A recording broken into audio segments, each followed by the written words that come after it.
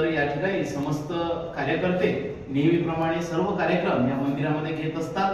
तर आज या निमित्ताने या ठिकाणी दिनकरजी सुंदरकर हे 2 शब्द बोलतील अशी मी त्यांना विनंती करतो। आज दरवर्षीप्रमाणे यावर्षी आपल्या मल्लिकार्जुन संस्थानच्या सभागृहामध्ये क्रांतिज्योती महात्मा ज्योतिराव फुले यांची जयंती आपण साजरी करत आहोत। आणि जयंत्या पुण्यतिथ्या साजऱ्या करणे म्हणजे केवळ मनोरंजनात्मक कार्यक्रम नसतो, तर या थोर साहित्यकांपासून, संतांपासून, महंतांपासून, थोर पुरुषांपासून, समाज सुधारकांपासून योग्य तो बोध घेऊन समाजात वावरायचे अनेक असे उक्त्या सांगता येईल। त्या उक्तीप्रमाणे जर आपण विचार केला तर आपला देश कसा होता, आपला देश हा परमवैभवाकडे जाणारा होता, परमवैभव प्राप्त होता।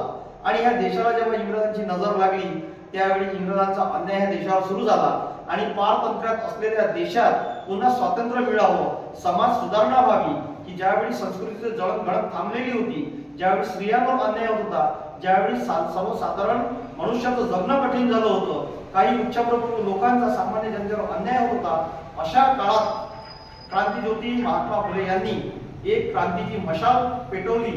आणि ते मशाल नुसतं पेटवली नाही तर त्या मशालीपासून अनेक मशाली पेटवून प्रकाशमान करण्याचं कार्य हे महात्मा ज्योतिबा फुले यांनी केलं। कारण चलो जलाए दीप वहां जहां अभी भी अंधेरा है, या ओळीप्रमाणे जिथे ते अंधेरा होतं तिथं तिथं उजेड करण्याचं काम, प्रकाश देण्याचं काम महात्मा फुले यांनी केलं।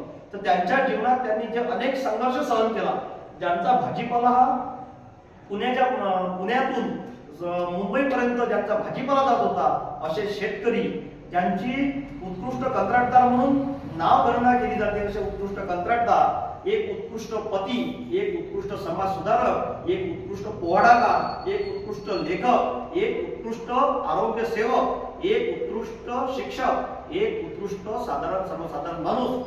तर ज्या माणसाच्या प्रती आज आपण जेवढे शब्द वापरू त्या शब्दाचं मूल्यमापन त्या माणसाच्या बरोबर केल्या जाऊ शकत नाही। देशात अनेक घटना घडतात, वेगवेगळ्या घटना घडत राहतात, पण आज त्या घटनेचा जर विचार केला आपण तर त्या घटनेचं आणि त्या काळातलं जर कंपॅरिझन केलं तर हे कुठेतरी तुलनात्मक परीक्षण होऊ शकत नाही।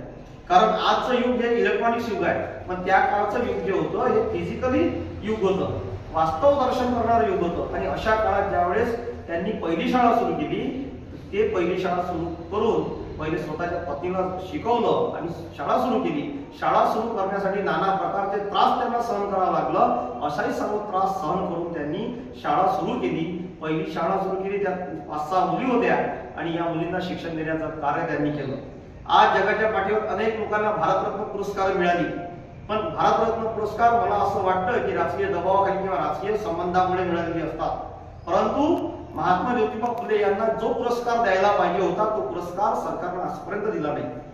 त्याही पेक्षा उलट ज्या आपल्या देशात ज्या लोकांना भारतरत्न किंवा अनेक उपाध्या मिळाल्या त्यापैकी एक उपाधी म्हणजे महात्मा जी उपाधी आहे, सामान्य लोकांनी ही महात्मा फुलेंना दिलेली सर्वोच्च उपाधी आहे।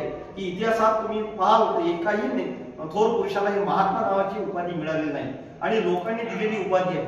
हंटर आयोग, इंग्रज, छत्रपती शिवाजी महाराजांची समाधी शोधणे, त्यानंतर शिक्षणाची दारं उघडणे आणि सोबतच उत्कृष्ट इंजिनिअरिंग वर्क्स चालवणे, ज्याच्या माध्यमातून चांगल्या बिल्डिंग्स उभारणे, हे सर्व काम त्या काळी महात्मा फुले यांनी केलं। पण हे सर्व काम करत असताना आपण जर त्यांचा विचार करू तर शून्यातून विश्व निर्माण करायचं कार्य महात्मा फुले यांनी केलं।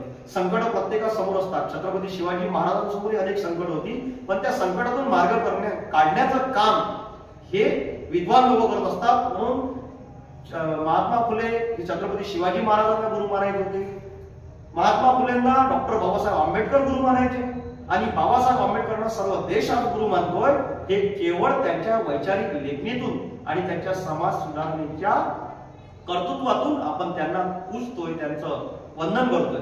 आणि हेच असंच त्यांचे विचार आपण जनसामान्यापर्यंत पोहोचवले पाहिजे, जेणेकरून आपली सामाजिक जबाबदारी आहे आपण ते परिपूर्ण पार पाडली पाहिजे।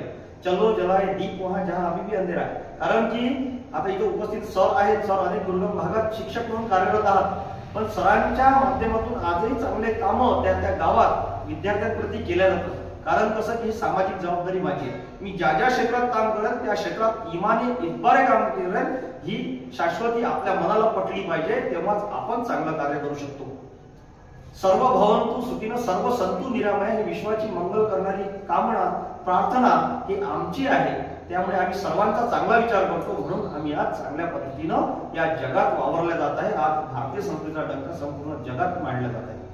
तर ही सगळी विविधतेनं नटलेली संस्कृती, विविध विचार, विविध आचार या सर्वांचा विचार करून चांगल्या पद्धतीचं जीवन जगता यावं आणि कल्याणकारी विचार आपल्या मनात नेहमी तेजत राहो, हीच या महात्मा ज्योतिबा फुले यांच्या जयंतीदिनी मनोकामना करतो आणि माझ्या वाणीला पूर्णविराम देतो. जय हिंद.